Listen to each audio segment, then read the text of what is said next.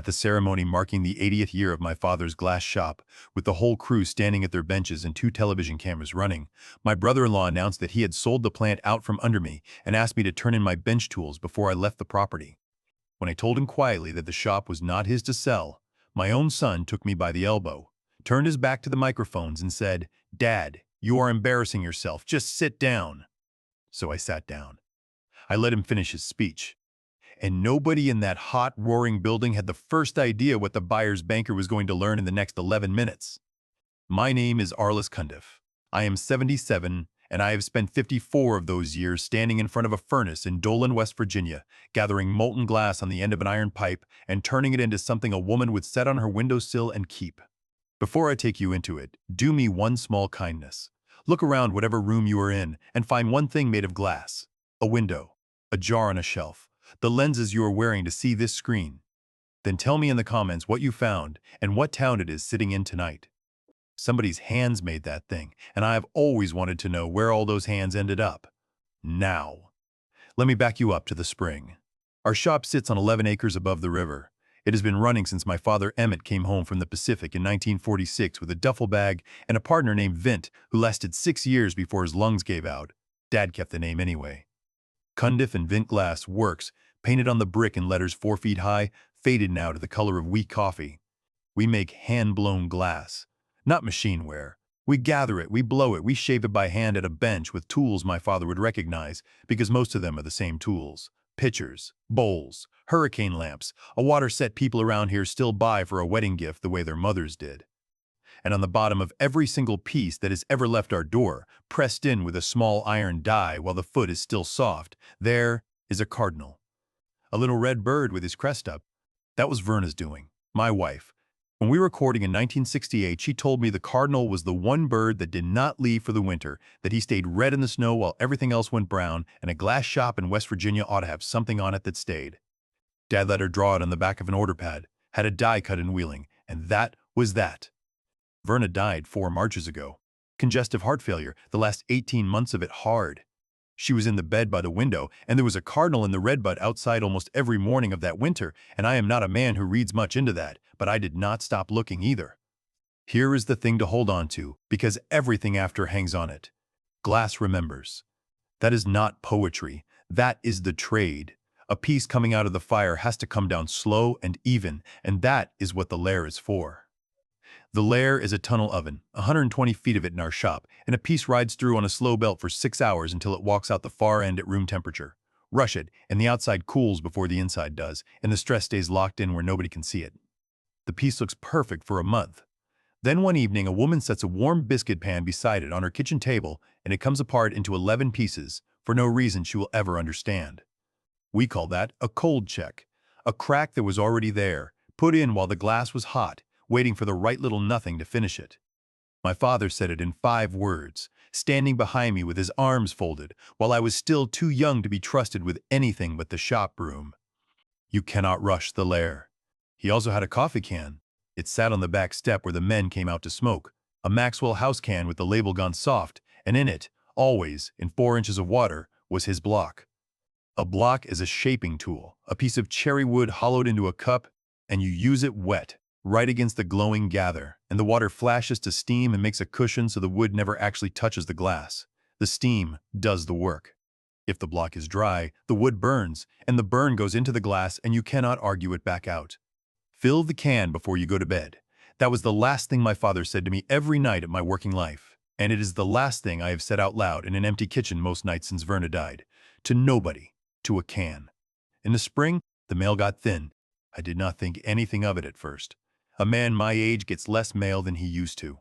But there is a rhythm to a mailbox, the same as there is a rhythm to a shop, and mine had gone off. The Glass Trade magazine did not come in April. The statement from the credit union did not come, and I have been getting that same envelope on the same 3 days of the month since Ford was president. My Medicare paperwork did not come. The Rennet County Farm Bureau calendar did not come, and that calendar had hung inside my pantry door for 30 years running. What did come was a flyer for a roofing company, and I put it on the counter and stood there with my hand on the doorframe trying to remember what else I was supposed to be waiting on. That is how this works. It does not come at you like a robbery. It comes like a slow leak. You do not notice what is missing. You notice later that you have started to feel confused and you blame the fog on yourself because that is what they are counting on. Let me tell you about the two men in this story. My son is Dean Cundiff. He is 49, he is the plant manager, and he is good at it. Dean is not a bad man. Dean is a man who has never once been able to sit in a room with somebody who is angry at him. He will agree to anything to make the room quiet. He got that from me, and I have carried the guilt of it a long time. Dean's daughter, my granddaughter, is Nessa. She is 22. She came to work in the shop out of high school, which nobody in the family wanted, and she is now the best servitor I have ever had at my bench. She gathers the glass and brings it to me and knows without being told what I am about to ask for. She has Verna's hands, and Verna's habit of laughing at things 2 seconds after everybody else has stopped. And then there is Farrell. Farrell Boyce is Verna's baby brother. He is 68. He has been the bookkeeper for 31 years and the corporate secretary for 26 of them, which means he kept the books, the minutes, the stock ledger, filed the annual report with the state, and had a key to every drawer in the front office. Let me be square with you about Farrell.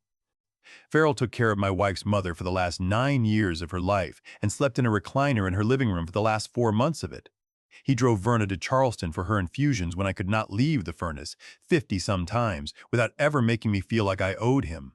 At her funeral, he could not come up the aisle, and I went and got him, and we walked up together. That is the man who did this. People want the villain to be a stranger in a nice suit. Most of the time, he is somebody who already earned the right to be trusted, used it up, and is spending credit he does not have. The first Saturday in May, there were 3 vehicles in the shop lot that did not belong there. A white pickup with a Charleston plate, a rental sedan, and a van with a company name on the door in a font that was trying too hard. A young man was flying a drone over the roof of the batch house. I asked him what he thought he was doing, and he said, polite as could be, that he was doing a site survey for the buyer. I said, the buyer of what? He gave me the look you give a man you have been told is not important, and he said, sir, I just fly the drone. Farrell came out the front office door with his glasses pushed up on his head, and he did not look guilty.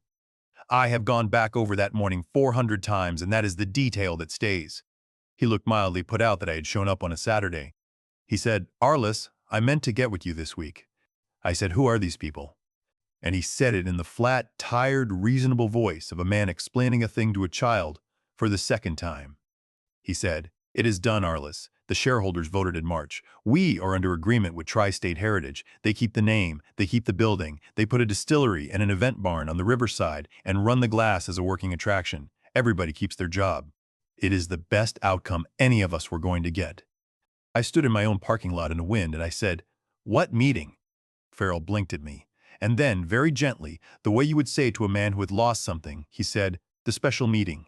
Arliss, you were mailed notice, certified. I heard the furnace through the wall behind him.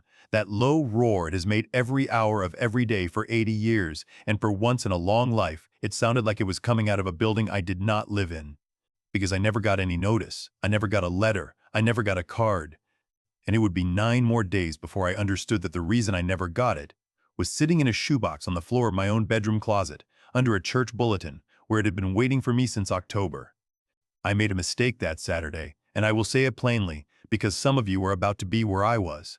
I went inside and I confronted him. I had spent 54 years being the calmest man in a building full of fire, and I threw all of it away in 9 minutes in a front office that smelled like burnt coffee and toner. I said, there was no meeting. Farrell opened the ledger drawer, and this is the part that took the ground out from under me. He had everything.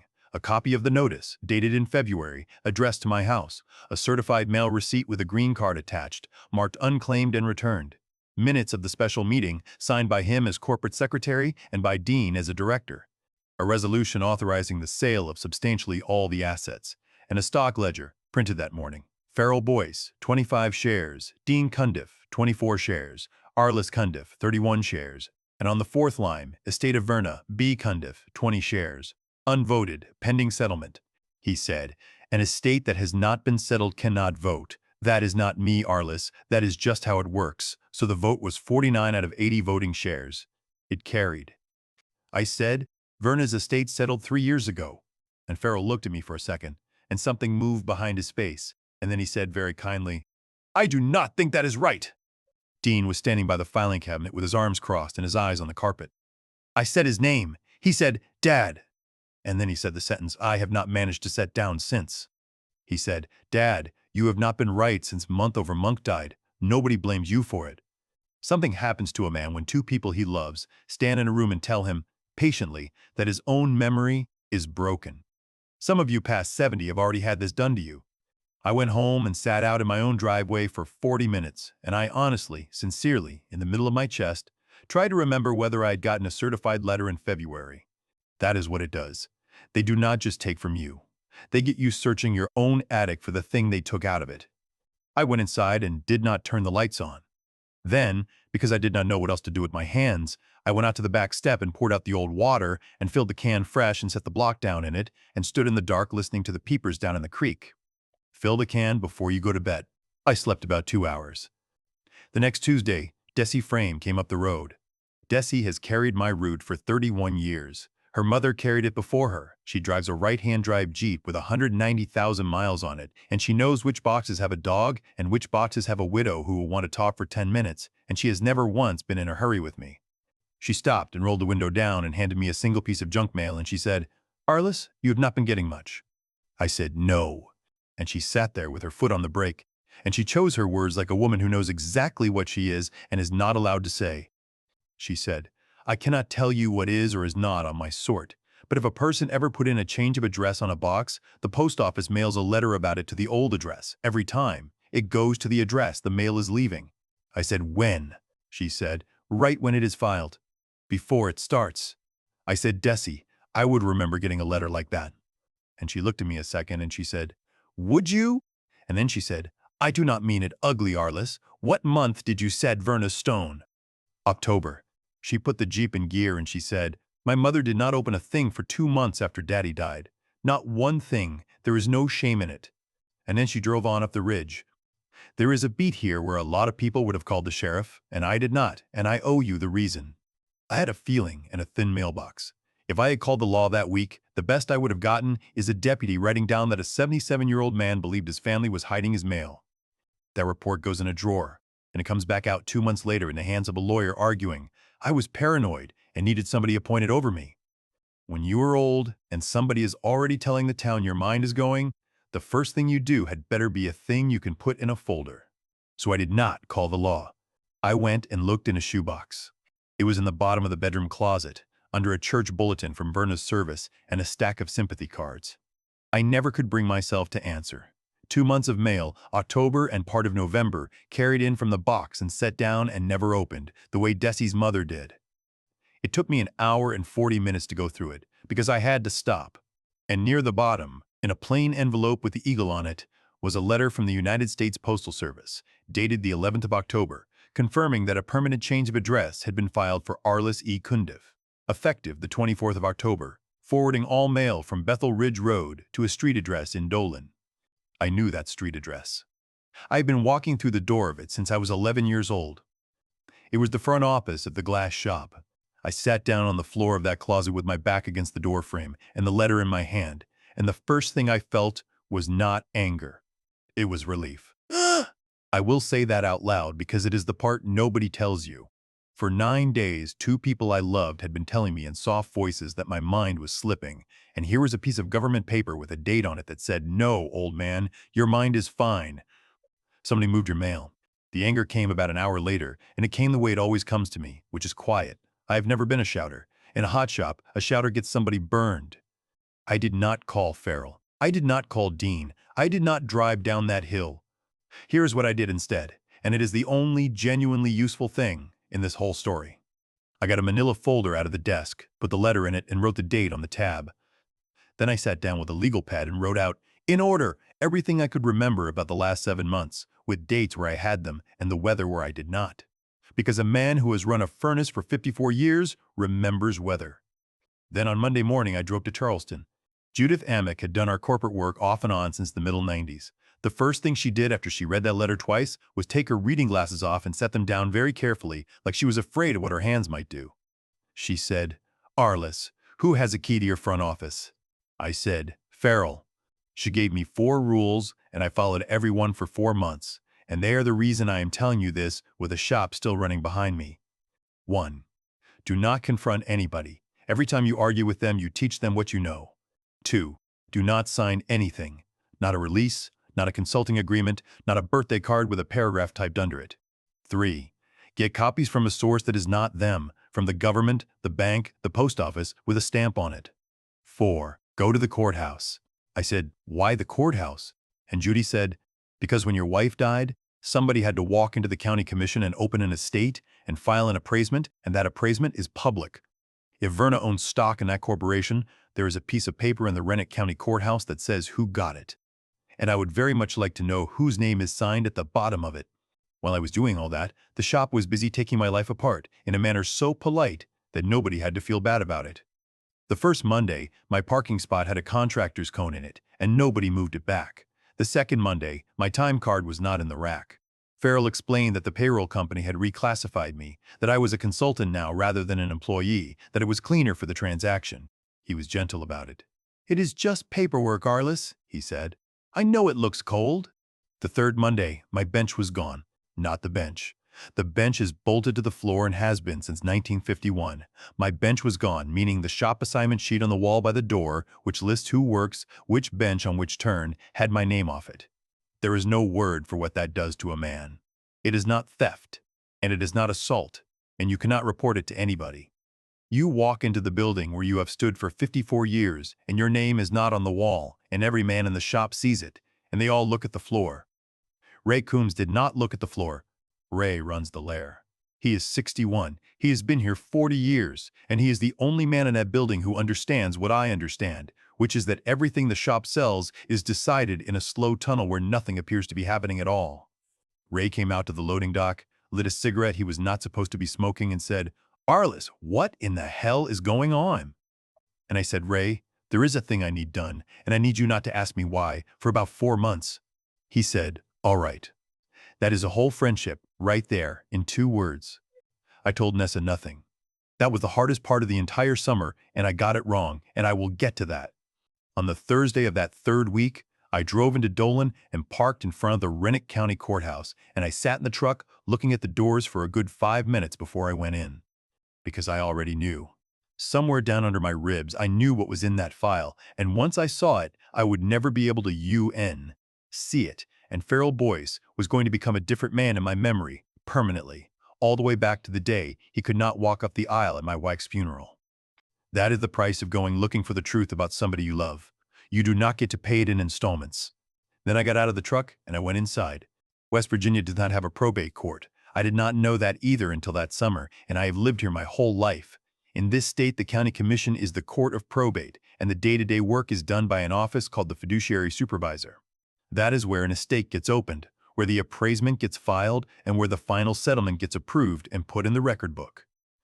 The woman at the counter was named Loretta, and she had a cardigan on in June because every courthouse in America is 38 degrees in June. She came back in 4 minutes with a folder 3/4 of an inch thick. I told her I would want it certified. She said, that will be $1 a page, and it will take me till after lunch. I said, Loretta, I have got till after lunch. Then I stood at that counter and read it. The appraisement had been filed 11 weeks after Verna died. Everything was on it. The house, her car, her savings at the credit union, the rings. And down at the bottom of the 2nd page, under closely held business interests, 1 line. Cundiff and Vint Glass Works Incorporated, 20 shares of common stock. I turned the page. The final settlement had been filed and approved 11 months after that, and it listed every asset and where it went, and beside those 20 shares of common stock it said, distributed in kind to the surviving spouse, Arliss Cundiff. The county commission had entered its order. The record book number and the page number were stamped in the corner in purple ink. So since that day, 3 years before any of this started, I had not owned 31 shares of my father's company. I had owned 51 out of 100. Which meant that on the day Farrell Boyce sat in a room and voted 49 shares and called it a majority, it was not a majority. Farrell and Dean together did not add up to me. They had not for 3 years, and every action taken at that meeting was error. And then I turned back to the front of the file, to the very first page, the petition to open the estate, the one that names who is doing the work. The estate had been administered by the surviving spouse, which was me, because I had signed a stack of papers in a lawyer's office 6 weeks after my wife died and could not tell you today what was in a single one of them. But the appraisement itself, The document that listed the 20 shares had been prepared and sworn to by the man who kept the books. Farrell Boyce, his signature at the bottom, in that small, tight hand he has, the same hand that wrote out the batch formulas in the mixing room for 31 years. He filled out the form. He listed the shares. He walked it into that courthouse himself and handed it to a woman in a cardigan. So on the day he printed a stock ledger and showed me a line that said, Estate of Verna B. Cundiff, 20 shares, unvoted, pending settlement, he was not confused. He was not out of date. He had not made a bookkeeper's mistake. He was the man who filed the paper that proved it was already settled. I did not make a sound in that courthouse. Loretta never looked up. I laid both hands flat on that counter and stood there a while, and if you had walked past, you would have thought an old man was reading something slow.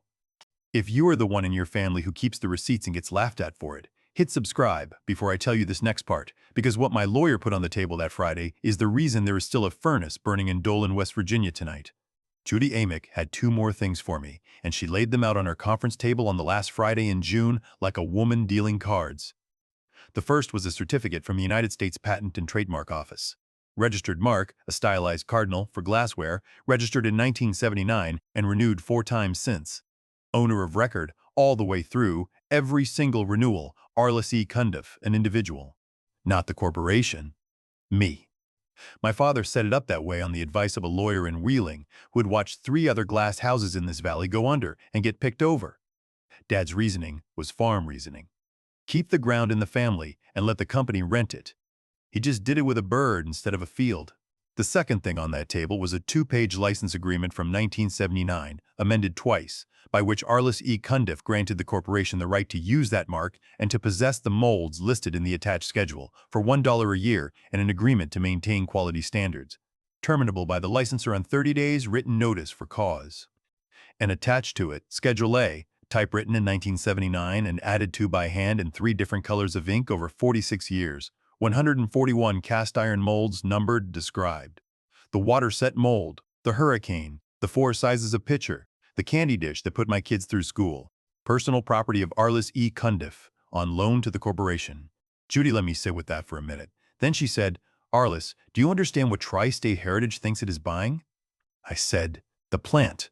She said, no. Nobody pays what they are paying for a brick building and a furnace that needs a rebuild in 5 years.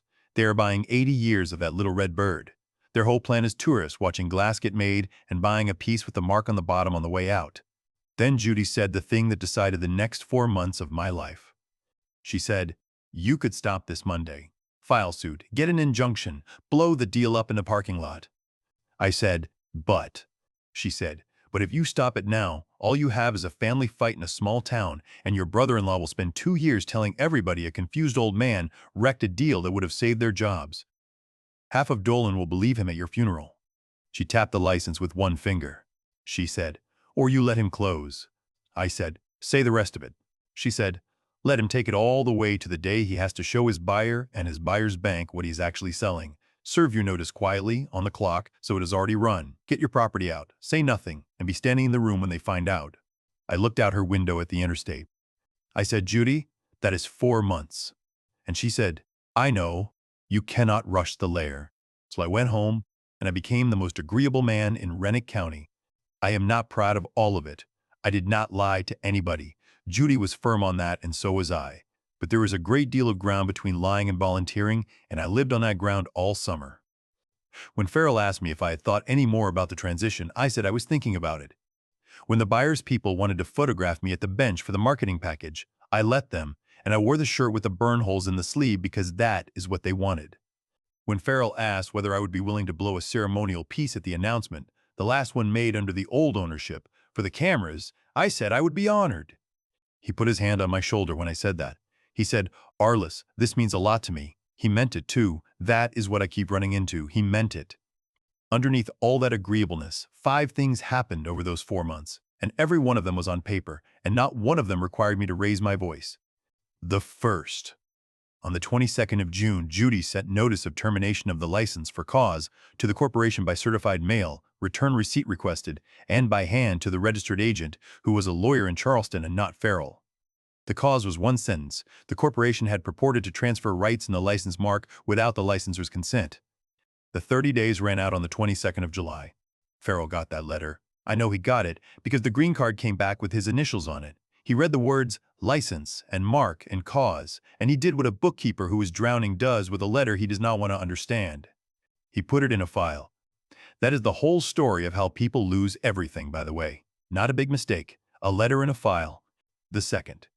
Judy filed a complaint with the postal inspectors, with the validation letter and a copy of the change of address form I obtained myself at the window.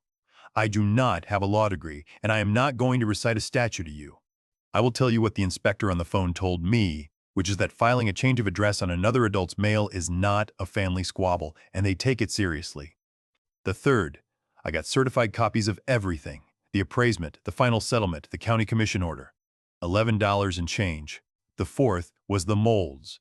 On a Tuesday night in August, after the second turn went home, Ray Coombs backed his flatbed to the mold shop door, and a notary named Cheryl stood under the light with a clipboard, and Ray and I carried out 141 cast iron molds in the order they appeared on Schedule A.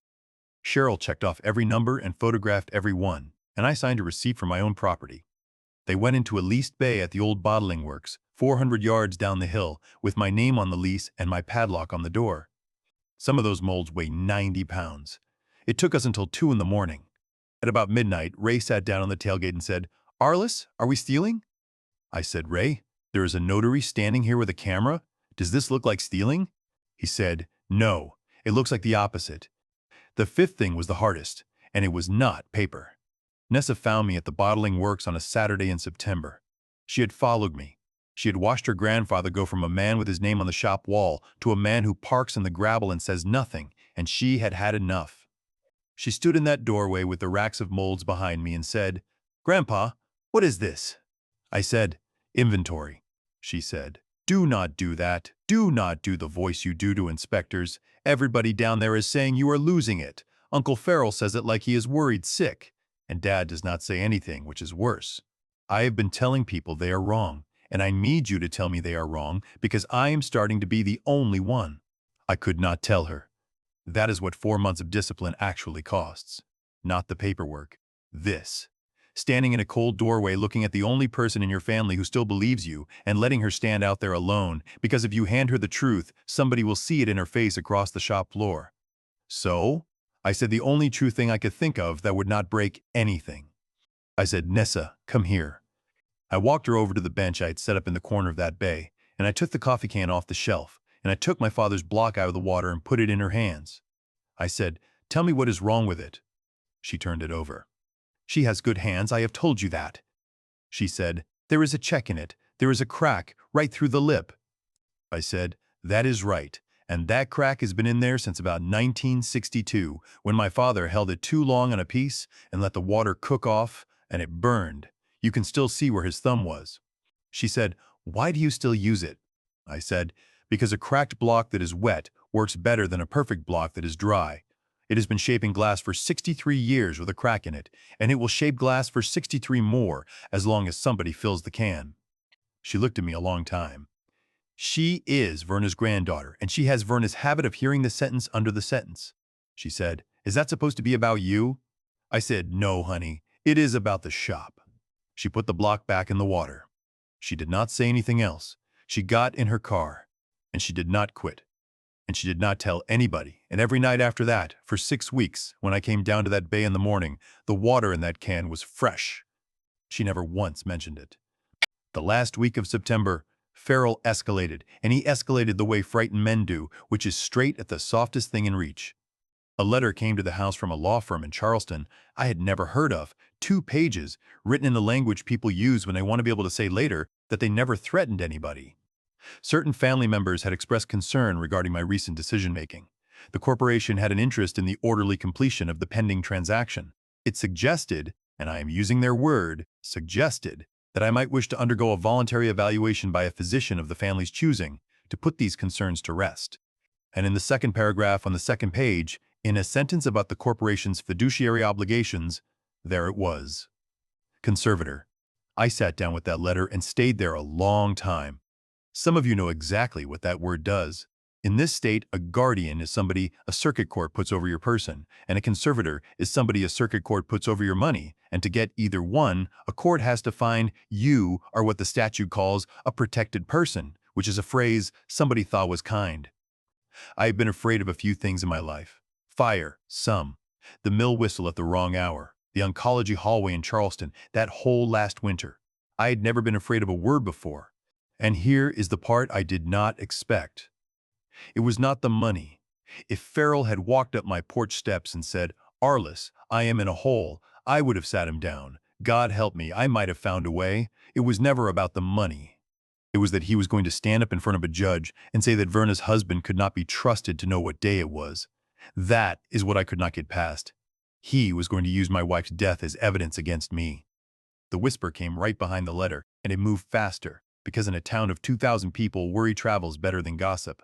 Nobody in Dolan said Arliss Cundiff is crazy. They said, bless his heart, he has never gotten over Verna. Which is worse, because it is kind and partly true, and there is no way on God's earth to argue with it.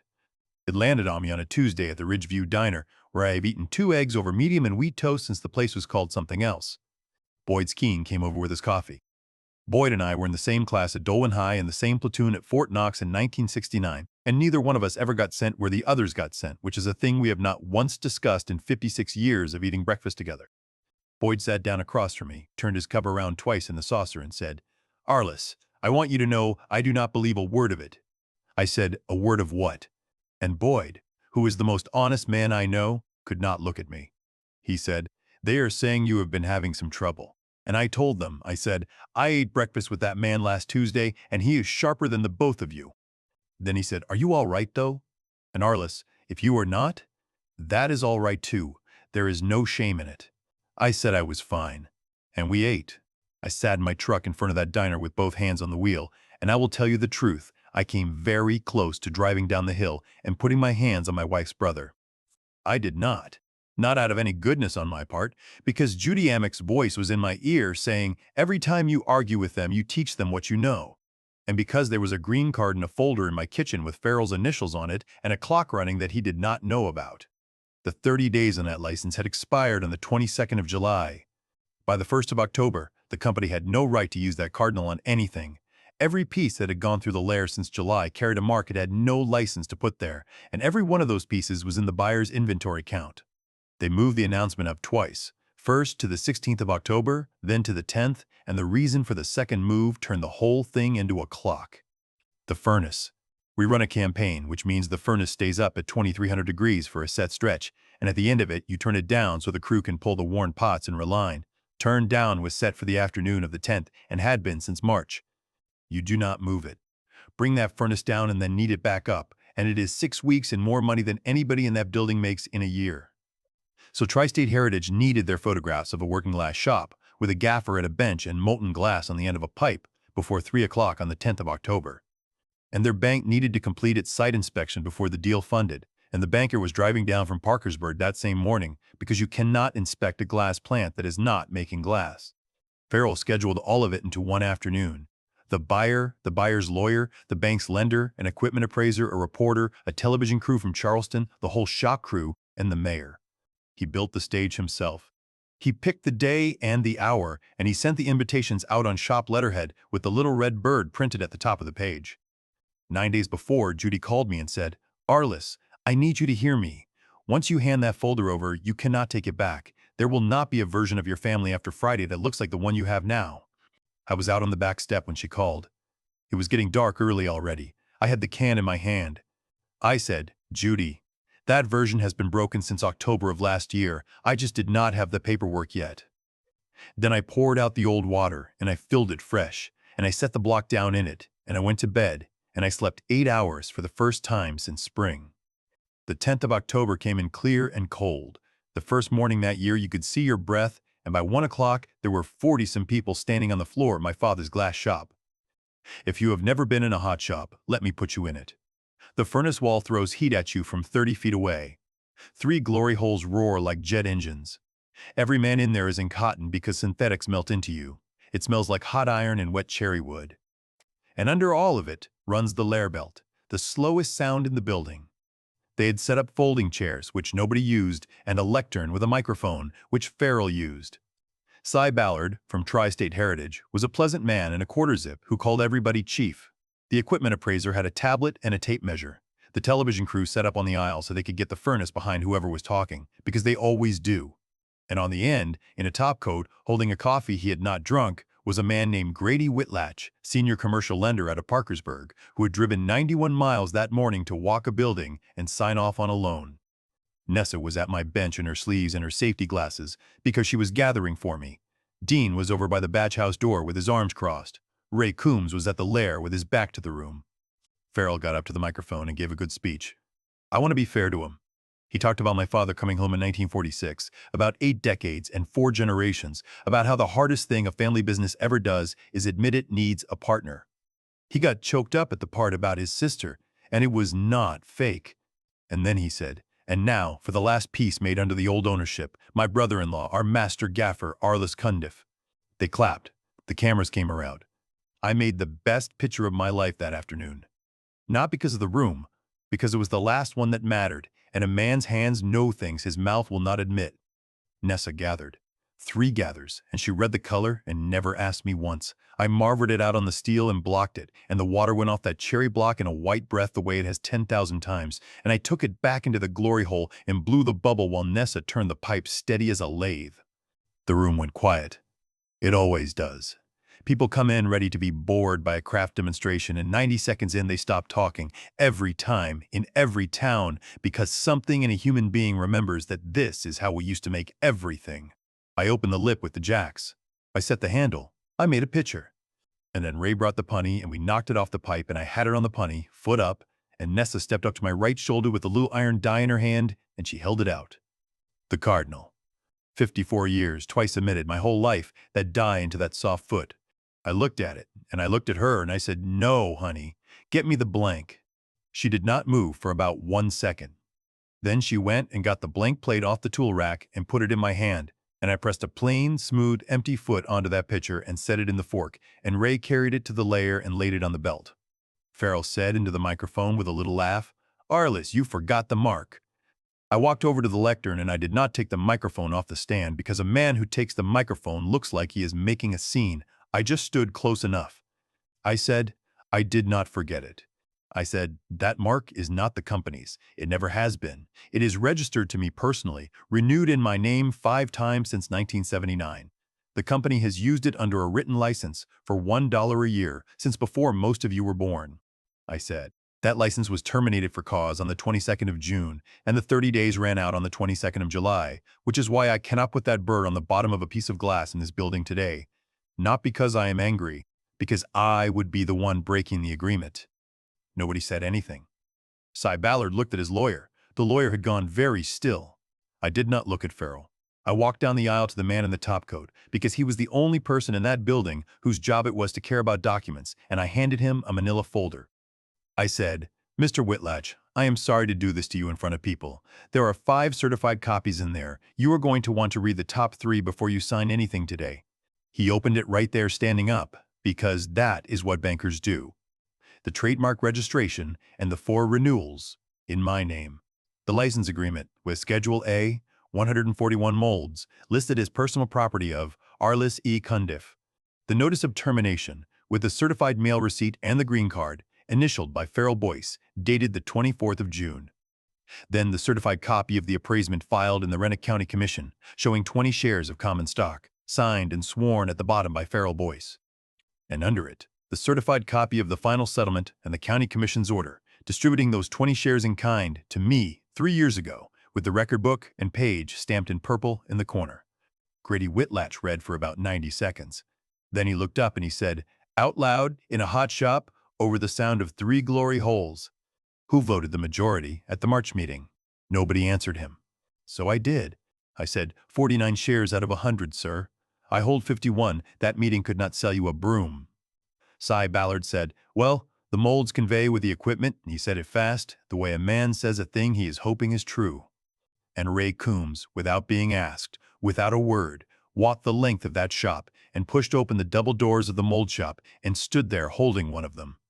40 people looked into a room with 14 empty steel racks in it and a bare concrete floor with 141 clean rectangles on it where the dust had not been for 8 weeks.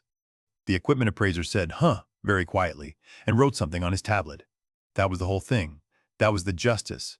2 doors and a folder. Farrell got there about 4 seconds later. He had come off that lectern and crossed the floor, and he took hold of my forearm, and his hand was shaking so hard I could feel it through a canvas sleeve. He said, Arliss, come outside with me. I said, no. And then it came out of him, all of it, right there in front of the television camera he had personally invited. He said, I did it for the family. And then, when nobody in that room reacted the way he needed them to, the truth arrived on top of the lie, the way it always does, in a smaller voice. There was a self-storage development in Huntington he had personally guaranteed, and it went under 2 years ago. Ever since, he had been taking money out of Cundiff and Vint through a freight and packing vendor that had a post office box and no trucks, about $4,000 a month, until the only number big enough to close the hole was the whole company. He said, I was going to pay it back, which is what every one of them says in every small town in this country. I was going to pay it back. And then Dean spoke. Kay! My son had not moved from the batch house door the whole time. He came out into the middle of the floor with his hands at his sides, crying, which I had seen twice in his adult life, at his mother's funeral and at Nessa's birth. He said, into a room with a television camera in it. And I will be grateful for this until they put me in the ground. The notice never went to Dad's house. I knew. Farrell told me in February, and I signed the minutes anyway, and I let him tell people my father was losing his mind, and I stood in that office in May, and I told my dad he had not been right since month over month died. He looked at me. He said, Dad, I knew. I did not go to him. I have turned that over 100 times, and I still do not know if I was right. My son had just told the truth in the hardest possible place to tell it, and the last thing that moment needed was for me to make it soft. So I just nodded at him, and he nodded back. And that was all we had that day. Here is how it came out. The bank withdrew the commitment before Grady Whitlatch got back to Parkersburg. Tri-State Heritage terminated the purchase agreement 11 days later, and Cy Ballard, to his credit, called me himself and said, Chief, I have been doing this 22 years, and I have never once had it happen in the building. The postal inspectors had their file already. That is not something you could drop once it starts, and I would not have dropped it. Farrell resigned as secretary and, as a director on a Thursday, signed a confession of judgment for the money he had taken and put his house on the market in November. He was not sent to prison. He was 68, he had no record, and he paid back what could be paid back. Some of you are going to be angry about that. I would have been, once. I asked for 2 things, and only 2. The first was that he put in writing, signed, what he had done, and that a copy go to every person on that shop floor who had spent 5 months being told the old man was slipping. Not for me, for them. A man's crew should not have to wonder. The second was that on the day he cleared out that front office, I be allowed to be there. He came in on a Sunday, and there was nobody in the building but the furnace. He took his adding machine and a box of ledgers and his coat off the hook. On the wall behind the desk, in a 5 and dime frame, was a photograph of Verna at 19 on the tailgate of a truck at the county fair, laughing at whoever held the camera. It had hung there since before I married her. He stopped in front of it and did not touch it. I took it down and I handed it to him. He said, Arliss, I cannot. I said, Farrell, she loved you. She never once knew a thing about this, and she is not going to. Take your sister's picture. He stood in that office and came apart, and I let him, and I did not comfort him, and I did not enjoy it. Then he took the picture, and he left. I have not spoken to him since, and I expect that I will someday at somebody's funeral, and I expect that it will be all right. Dean is still the plant manager. He does not sign anything, and he does not touch the books. A firm in Charleston does the accounting now, and a separate person keeps the minutes, and that will be true for the rest of my life, because the lesson of this whole year fits on a matchbook. Never let one human being be the only one who can see. It took my son about 7 months to be able to look at me for more than a second, and it took me about the same. We are not what we were. I am 77, and I would rather have a real thing with a crack in it than a smooth thing I have to keep pretending about.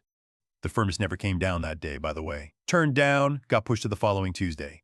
We relined the number 2 pot, and we were back up in 19 days. One last thing, and then I will leave you be.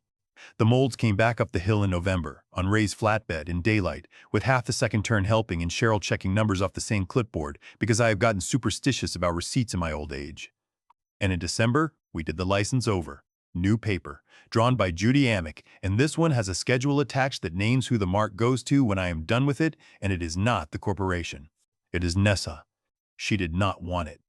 She stood in Judy's office and said, Grandpa, I am 22. And I said, so was I, and my father did not ask me either.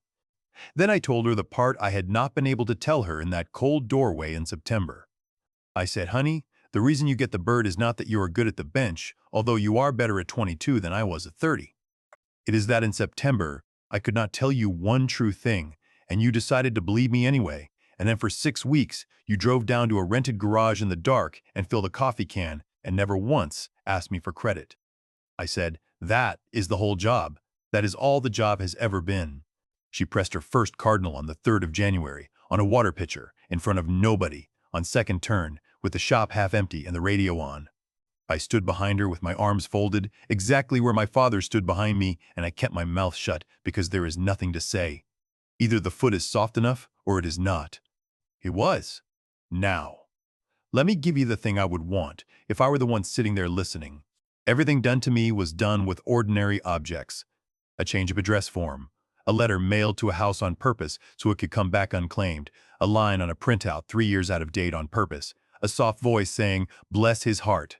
Not one of those is a crime you would recognize on the evening news. Together, they very nearly took 80 years of my family's work. So watch your mail. It is the cheapest advice in this video. If your mail gets thin, if the statements stop, if the magazine you have gotten for 30 years does not come, do not tell yourself you are getting forgetful. Go to your post office and ask what address they have for you. It costs nothing, and it takes 11 minutes. Keep your own copies of everything you have ever signed, in your own house where you can put your hand on them. And if there is a family business in your life, or a farm, or a rental house, anything with your name and somebody else's name on it, do not let one person be the bookkeeper and the secretary and the one who opens the envelopes. That is not distrust. That is how you keep the people you love from ever getting the chance to become somebody you have to prosecute.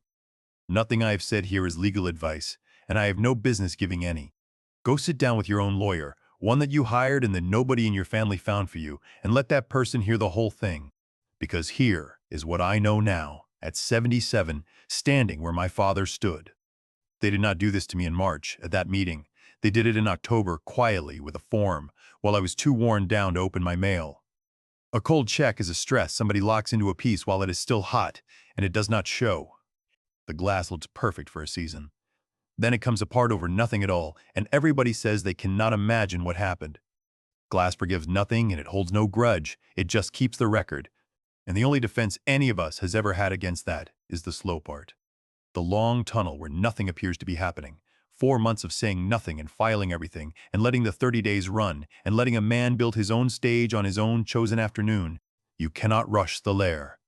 That is not patience, by the way. Patience is a virtue and I do not have much of it. This was something else. This was knowing that the fire is not the dangerous part. Anybody can survive the fire. What gets you is how you come down out of it. So take care of the slow part, in your paperwork and in your family and with whoever is left in the house with you, and fill the can before you go to bed. Every night, whether anything is in the fire the next day or not. Because everything you love will be hot again in the morning, and it will remember exactly how you handled it. Good night from Dolan.